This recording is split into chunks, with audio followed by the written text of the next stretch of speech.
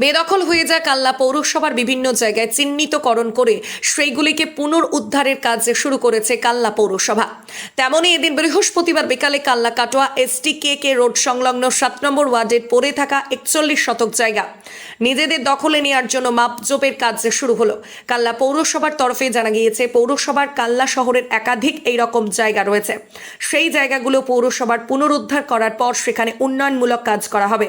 আর সেই লক্ষ্যে এদিন BLRO চেয়ারম্যান, পৌরসভার কনজারভেন্সি বিভাগের সভাপতি অনিল বসু সহ কাল্লা পৌরসভার আধিকারিকের উপস্থিতিতে এদিন জমি মাপের কাজ করা হয়।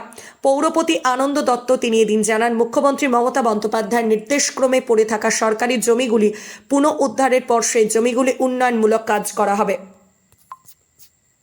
প্রাইমারি লেভেলে এটা মাপজোপ করছি। কালনা পৌরসভার যে জায়গাটা আছে সেই জায়গাটাকে আমরা ডিমার্কেশন করছি।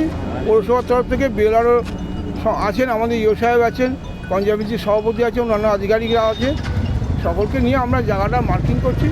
পরবর্তী স্তরে একদিন ফাইনাল মার্কিং করে আমরা আমাদের জায়গা বুঝে নেব। এবং যেহেতু পৌরসভার জায়গা, পৌরসভা স্বাভাবিক কারণে পৌরসভা তার উন্নয়নের জন্য, তার ডেভেলপমেন্টের জন্য পৌরসভা তাকে নিয়ে আগামী দিনে কালনা শহরের মধ্যে একটা যদি কিছু উন্নয়নমূলক কাজ করা যায়।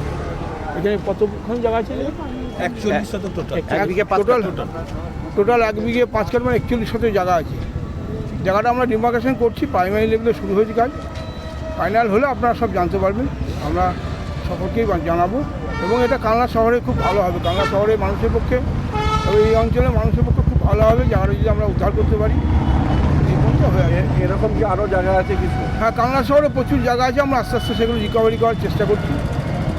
বহু জায়গা আছে, আমরা আইডেন্টিফিকেশন করছি, একের পর এক আস্তে আস্তে এগোবো।